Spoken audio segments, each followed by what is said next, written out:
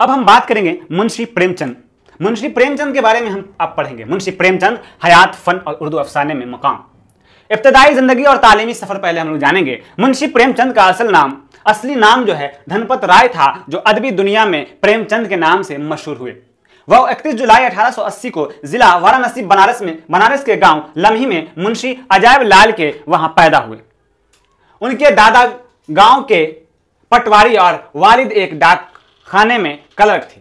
प्रेमचंद का बचपन गुर्बत में गुजरा। उन्होंने तकरीबन 7-8 बरस फारसी पढ़ने के बाद अंग्रेजी तालीम शुरू की। 15 साल की उम्र में उनकी शादी हो गई और 1 साल बाद वालिद का इंतकाल हो गया। उस वक्त वह 8वीं जमात में पढ़ रहे थे और पूरे घर का बोझ उन पर आ पड़ा। माली मुश्किलात ने ज्यादा परेशान किया तो उन्होंने लड़कों को बतौर उस्ताद पढ़ाना शुरू किया। 1898 में मैट्रिक का इम्तिहान पास किया और 1899 में 18 रुपए माहना तनख्वाह के साथ स्कूल में पढ़ाने की मुलाजमत इख्तियार की। इसी दौरान 1919 में उन्होंने अंग्रेजी, फारसी और तारीख के मज़ामीन के साथ BA की डिग्री हासिल की और बाद में deputy jelly inspector of scholars के तौर पर भी काम किया। उनकी पहली शादी नाकाम रही और बाद में उन्होंने शोराना देवी से शादी की, जिन्होंने उनकी जद्दोजहद में साथ दिया।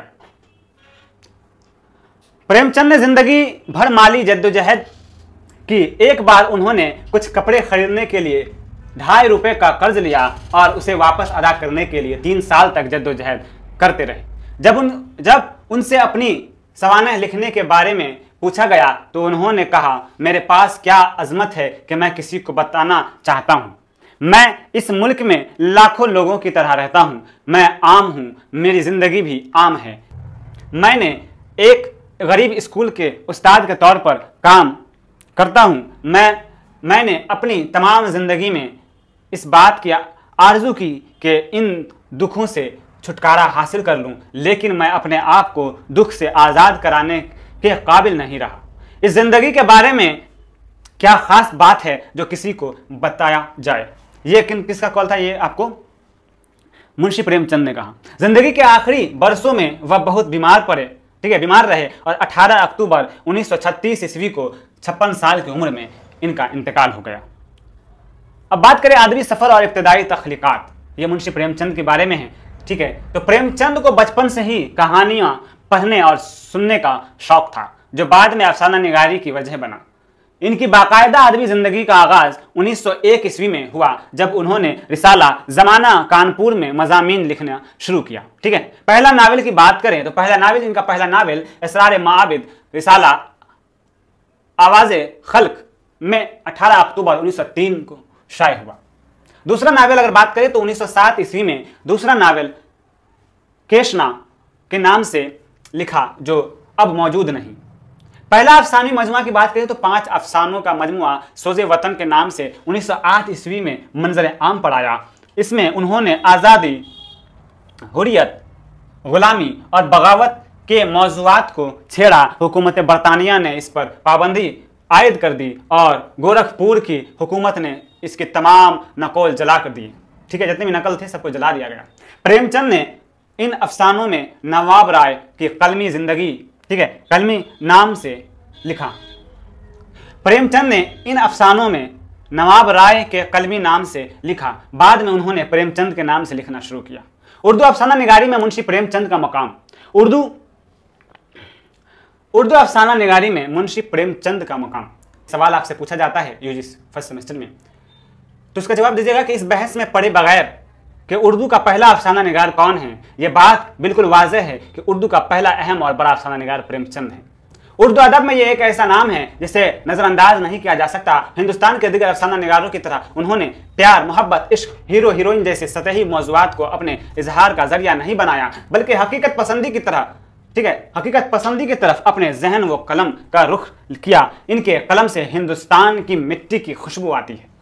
अफसाना निगारी के जो अदवार हैं इनका वो मतलब तकसीम किया गया है। डॉक्टर मसूद हुसैन खान ने अपने मजमून प्रेमचंद की अफसाना निगारी के दौर में इनकी अफसाना निगारी को 4 अदवार में तकसीम किया है। पहला दौर 1903 से 1909 तक था, जो कि इब्तदाई कोशिश थी। दूसरा दौर 1909 से 1920 तक, जो तारीखी और इस्लाही अफसाने उसमें उन्होंने लिखा। उसके बाद तीसरा दौर है 1920 से 1932 तक, जो इस्लाही और सियासी अफसाने इसमें लिखे गए। चौथा दौर 1932 से 1936 तक, जिसमें सियासी और फिक्री अफसाने लिखे गए।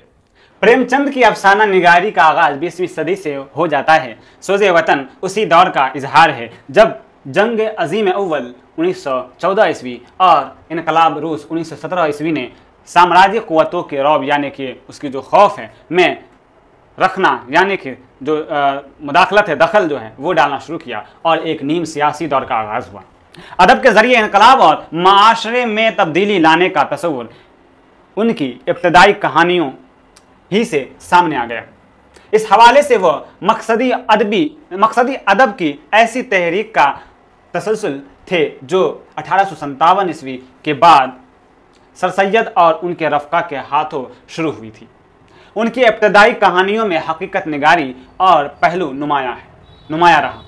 मौज़ूआत और उसलूब की बात करें तो मौज़ूआती एतबार से मुंशी प्रेमचंद के अफसानों को 3 बड़े हिस्सों में तकसीम किया जाता है। जब उन पर दास्तानों का असर था, उसके बाद जब वह हुब्बुल वतनी के जज्बे से सरशार थे, फिर जब उन्होंने इंसानी नफ्सियात का मुताला तबक़ाती जबर के हवाले से किया। अब बात करते हैं हकीकत निगारी और रुमानियत का इम्तिजाज। डॉक्टर मोहम्मद आलम खान के मुताबिक प्रेमचंद के यहाँ हमें दोनों रवैये मिलते हैं। एक तरफ समाज की सच्ची और खरी तस्वीरें, जबकि दूसरी तरफ तख़य्युल की रंग आमेज़ी मिलती है। इनके यहाँ रुमानियत का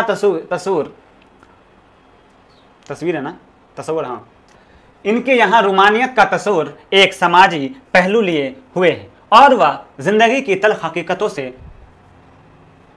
इनहिराफ नहीं करते। प्रेमचंद का तस्वुर मोहब्बत समाजी रिवायात से मुंसलिक है, जिसमें हुब्बुल वतनी, कुचले हुए तबक़ात से हमदर्दी और मादी हक़ायक़ की अहमियत को तस्लीम करना वगैरह शामिल है। ख़याल को मादे पर अहमियत हासिल है जो उन्हें हम उस अफसाना निगारों से जुदा करता है। अब हम बात करते हैं मुंशी प्रेमचंद जो है उन्होंने जो अपने अफसानों में किरदार का जो जिक्र किया है, यानी उनके किरदार निगारी के बारे में। तो मुंशी प्रेमचंद जो है वो बुनियादी तौर पर तबक़ाती चीज़ के खिलाफ आवाज़ उठाते हैं और फ़र्द की आज़ादी को भी अहम समझते हैं। उनके किरदार अक्सर माशरे के सताए हुए आम लोग हैं, खुसूसन देहातों में जागीरदारों और महाजनों के जुल्म के मारे हुए लोग। उन्होंने इन मजलूम लोगों को ज़बान दी, उनकी अंदाज आज़ादी की तरफ और जद्दोजहद का जज्बा पैदा किया और एक नई दुनिया तामीर की। तबक़ात से आज़ाद माशरे का वजूद उनका बुनियादी नज़रिया था। वह मसालियत और हकीकत के इम्तिजाज से अपनी अफसानवी दुनिया की तख्लीक करते हैं। यानी कि हमें यह समझ में आता है कि वो उनके जो अफसाना में जो किरदार निगारी जो उनका रहता था, यानी कि मुंशी प्रेमचंद जो किरदार जो लेते थे अपने कहानियों में, वो दबे कुचले लोग होते थे जो जिस पे जुल्म हुआ करता था, ऐसे किरदार वो इस्तेमाल करते हैं। अगर बात करें उनके ज़बान व असलूब की, तो इसमें आता है वो है प्रेमचंद ने अपने अफसानों में सादा ज़बान इस्तेमाल किया। ठीक है, उन्होंने संस्कृत के अल्फाज का कम इस्तेमाल किया है। उन्होंने अक्सर किरदारों के मुकालमे उनकी माशी और माशरती हैसियत के मुताबिक लिखे, बल्कि उनके लहजे और तलफ़्फ़ुज़ में तख्लीक की जो उनके ज़बरदस्त मुशाहिदे का गम्माज़ है। उन्होंने हिंदुस्तान के लोगों को हकीकत पसंदी से रोशनास कराया। किसने? प्रेमचंद ने। उस वक्त जब हिंदुस्तान में मजहबी दास्तानें और माफूकुल फितरत मौज़ूआत उरूज पर थे, उन्होंने बैनुल अक़वामी, मुल्की, इलाकाई, माशरती और माशी मसाइल पर कलम उठाया। उन्होंने हिंदुस्तान के देही मौज़ूआत के साथ साथ मुतवस्सित शहरी की ज़िंदगी के मसाइल भी लिखे।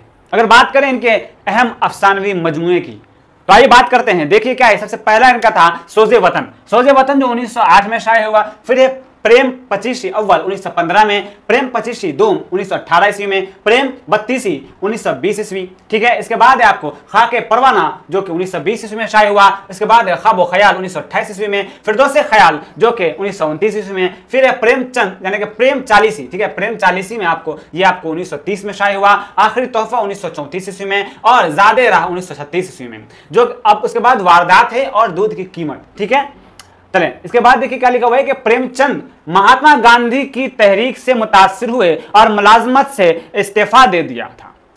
वह दिलो जान से मुल्क की आज़ादी के लिए लड़ना चाहते थे, लेकिन अपनी मजबूरियों के बिना पर किसी तहरीक में हिस्सा नहीं लिया, अमली हिस्सा नहीं लिया। ठीक है, और उन्हें उर्दू और हिंदी दोनों जबानों पर उबूर हासिल था।